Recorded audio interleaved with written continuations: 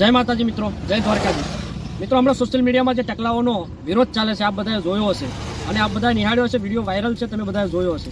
તો આ ટકલાઓના મારા આજે તબલા વગાડી દેવા છે. તો વગાડી નાખો ઉસ્તાદ આજે તબલા.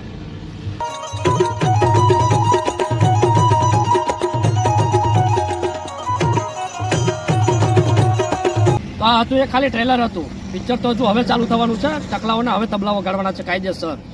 દ્વારકાધીશનું અપમાન કર્યું છે. એ લોકો કહે છે કે દ્વારકામાં ભગવાન દ્વારકાધીશ નથી અને વડતાલ આવો દર્શન કરવા હોય તો દ્વારકાધીશ ભગવાન ક્યાં છે?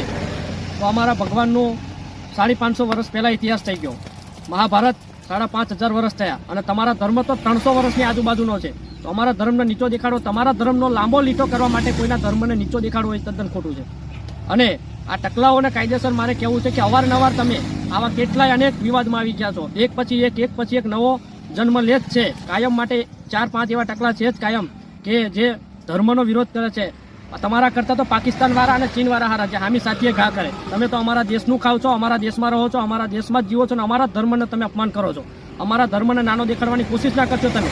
અને દરેક સનાતની ધર્મ જે માનતા હોય એ લોકોને મારે કહેવું છે કે સ્વામિનારાયણ ભગવાનથી મારે કોઈ વિરોધ નથી. જે આ અપશબ્દ બોલે છે ધર્મને લઈ અને કોકના ધર્મને નીચો દેખાડે છે, એના માટે જ આ વિડીયો બનાવ્યો છે. એટલે કોઈએ ઓઢી લેવું નહીં. કાયદેસર ભગવાન બધાનો છે. એટલે સનાતની ધર્મમાં જે માનતા હોય એ લોકો કાયદેસર આ ટકલાઓનો વિરોધ કરે અને સણસણતો જવાબ આપે. અમારા ધર્મને વખોડવાના તમે કાયદેસર આ બધા પેતરા આવી રહ્યા છે એ બધા રહેવા દેજો અને અમારા ધર્મમાં કોઈને નીચા દેખાડવાની કોશિશ કરશો નહીં તમે. અને દરેક સનાતન ધર્મમાં જે માનતા હોય એ લોકોને મારે કહેવું છે સનાતનીને કે આ લોકોના જે પુસ્તક બન્યા છે એમાં જોઈને બોલે છે. આ લોકોના પુસ્તક જ તમે બેન્ડ કરાવી દો અથવા તો સળગાઈ મેલો. જે એમના ઇતિહાસમાં છે નહીં એ અવારનવાર એ બાટલા તોડી અને અવારનવાર સ્ટેજ ઉપર બેસી અને આવું તદ્દન ખોટું કોઈના ધર્મ વિશે બોલે છે કે અપશબ્દો બોલે છે. તમારા ધર્મમાં આમ ને ફલાણા ધર્મમાં આમ, એમના ધર્મનો લાંબો લીટો કરવા માટે બીજાના ધર્મને નીચો દેખાડે છે. આવા સ્વામિનારાયણીઓને મારે કહેવું છે કે તમે બીજાના ધર્મને નીચો ના દેખાડશો. કાયદેસર આની કાર્યવાહી થવી જોઈએ અને કાયદેસર જે હિન્દુ હોય, જે માનતા હોય દેવી દેવતાને એનું અપમાન થાય એટલે એનો સણસણતો જવાબ આ લોકોને આપવો જોઈએ.